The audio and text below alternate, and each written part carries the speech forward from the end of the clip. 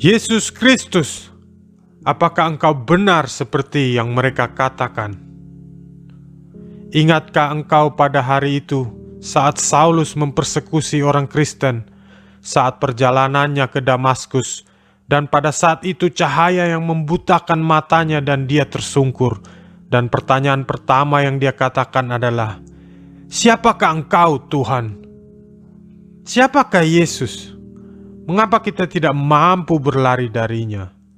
Mengapa dia ada di dalam alam bawah sadar kita, di dalam pikiran kita, di dalam drama-drama dan puisi-puisi dan opera-opera kita adalah tentang dia? Apakah dia hanya pahlawan revolusi? Apakah dia lebih daripada itu? Dia hanya hidup sampai umur 33 tahun dan tidak pernah berpindah-pindah lebih dari 200 km. Dia tidak pernah punya edukasi formal, tetapi 2000 tahun kemudian seluruh generasi membicarakan tentang Yesus Kristus. Di zaman itu, orang-orang Farisi dan ahli-ahli agama banyak yang menyatakan bahwa dia adalah orang yang tidak waras. Apakah iya? Namun ada juga yang menyatakan dia adalah seorang revolusioner. Dia datang untuk memimpin sebuah revolusi. Apakah betul dia seorang revolusioner? Dalam hal mengubah hidup manusia, dia benar revolusioner. Tetapi dia tidak pernah memimpin revolusi melawan Roma pada saat itu. Atau Yesus adalah orang yang haus kekuasaan? Yesus Kristus bukan Kristus yang haus kekuasaan dunia. Dia sedang membangun kerajaan lain. Dia membangun kerajaan yang abadi, yang bukan dari dunia ini. Dan orang-orang Farisi itu juga menyatakan bahwa dia adalah orang jahat. Dia adalah dari iblis. Siapakah dia sebenarnya? Itu pertanyaannya. Yesus Kristus, siapakah engkau? Siapakah Yesus? Kita tidak mampu lari darinya. Kita berusaha lari dan dia ada di mana-mana. Ahli-ahli filsuf terhebat dunia menulis tentang dia. Ahli-ahli sejarah dunia menulis tentang dia. Puisi-puisi dan drama-drama adalah tentang dia. Engkau kemanapun di negara Uni Soviet, engkau akan melihat figur-figur dan kesenian musik-musiknya pun hubungannya dengan Yesus. Mereka tidak mampu lari darinya. Ya, kita tahu beberapa hal tentang dia. Kita tahu dia pernah menjadi manusia. Yesus pernah menjadi manusia sepenuhnya. Dia adalah perwakilan dari anak manusia, karena menurut nas Alkitab, dia akan terhitung di antara orang-orang durhaka. Kita tahu dia pernah lapar, dia pernah haus, dia pernah capek, dan dia mengerti indahnya persahabatan. Kita tahu bahwa dia pernah menangis saat berada di makam orang mati yang dikasihinya. Kita tahu dia memiliki segala karakteristik daripada anak manusia, tetapi menariknya, Alkitab menyatakan dia tidak pernah sekalipun berbuat dosa. Tidak pernah godaan dan percobaan yang pernah engkau rasakan yang tidak pernah dia alami, tetapi dia menolaknya dan mengalahkannya semua itu. Dia adalah anak manusia seperti aku dan kamu, tetapi dia lebih daripada itu. Dia mengklaim bahwa dia adalah satu-satunya anak Allah yang tunggal dan unik yang bereinkarnasi, anak Allah. Bahkan dia mengklaim pernah ada di masa sebelumnya. Alkitab mengatakan, pada mulanya adalah Firman. Firman itu bersama-sama dengan Allah, dan Firman itu adalah Allah.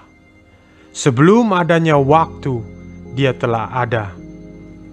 Yesus pernah berkata, sebelum Abraham jadi, aku telah ada. Aku ada dalam keberadaan keabadian. Oleh karena itu, banyak orang yang marah. Oleh karena itu, mereka melempari batu kepadanya. Oleh karena itu, mereka berusaha untuk membunuhnya. Dan pada akhirnya, mereka menyalibkan dia. Dia berkeras dan menyatakan bahwa akulah Tuhan. Apa itu benar?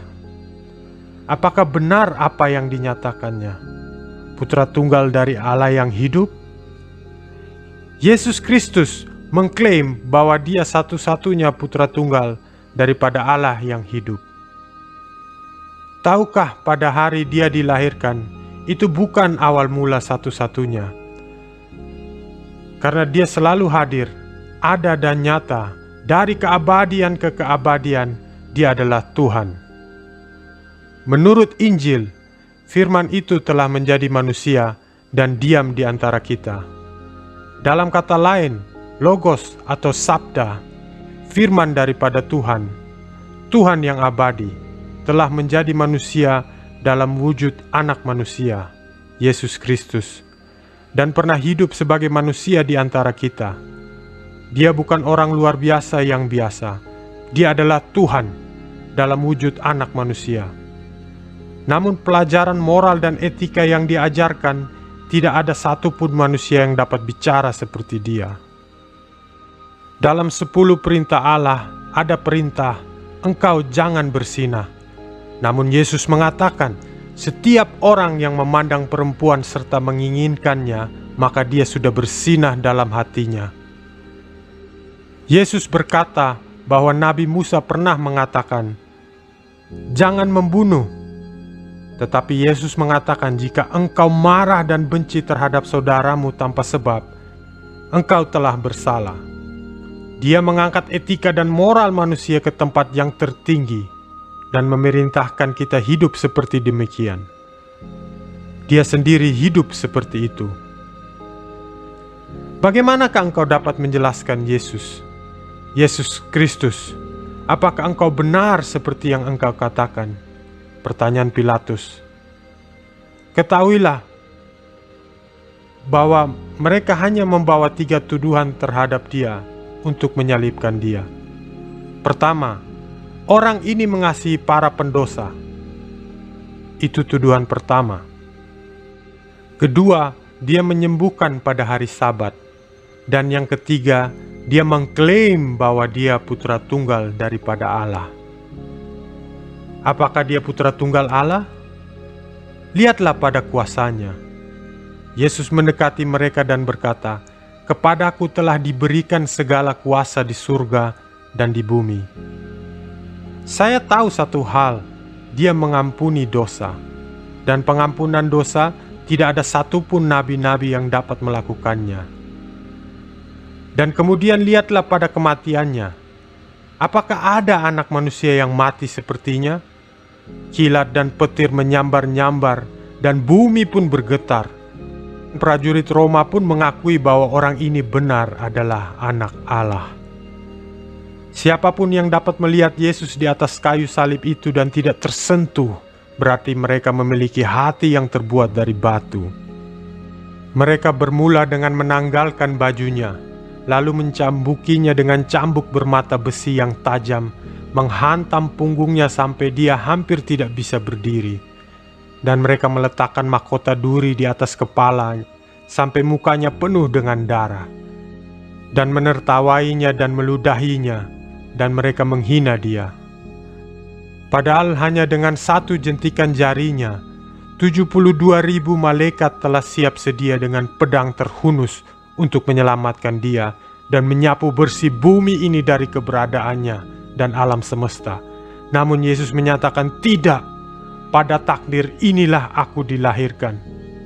Dia menyeret dan memikul salibnya, dan orang yang membantu Yesus memikul salibnya adalah orang berkulit hitam.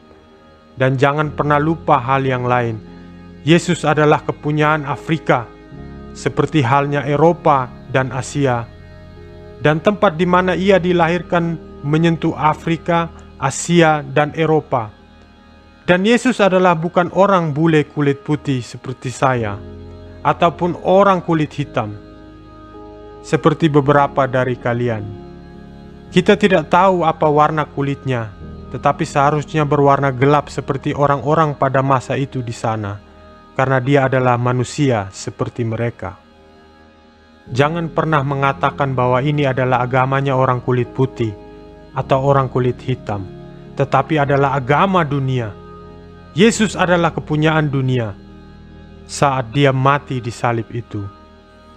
Mereka memakunya dan menanamkan paku di tangannya. Engkau tahu apa yang dia katakan? Maafkan mereka, mereka tidak tahu apa yang mereka lakukan. Ampunilah mereka. Apakah engkau mampu memaafkan seseorang yang menanam paku di tanganmu? Dan engkau tahu bahwa engkau tidak pantas menerimanya. Demikian caranya dia mengalahkan kekejaman di masanya. Dan kemudian di atas salib itu dia berkata, "Allahku, Allahku, mengapa engkau meninggalkan aku?" Lalu dia menundukkan kepalanya dan berkata, "Telah selesai." Apa yang dimaksudnya? Dia menyatakan rencana atas keselamatanmu telah selesai. Tuhan saat itu sudah bisa mengampuni segala dosa-dosamu, karena Yesus telah menunaikan rencana Tuhan atas keselamatanmu. Karena ketahuilah, Tuhan mengetahui nama engkau satu persatu, dan rambut di kepalamu pun terhitung semuanya olehnya. Tuhan memandang wajahmu seakan-akan engkau satu-satunya orang di alam semesta. Allah melihatmu dan hanya engkau saja. Dan di atas kayu salib itu, Yesus memiliki kapasitas untuk memikirkan engkau satu persatu. Dan Yesus cukup mencintai engkau untuk tetap berada di atas kayu salib itu. Apakah ada pernah kasih semacam itu? Padahal malaikat dapat menyelamatkan dia dan mengembalikan dia ke surga di mana tahtanya berada. Namun dia memilih untuk tidak demikian. Aku melakukan ini untuk kemuliaan yang telah ditentukan bagiku. Karena dia memandang bahwa dia akan dibangkitkan dari antara orang mati. Dia melihat akan ada perkumpulan manusia di masa depan, generasi ke generasi dalam namanya. Dia melihat suatu saat kita akan memimpin bersama dia dalam kerajaannya di surga.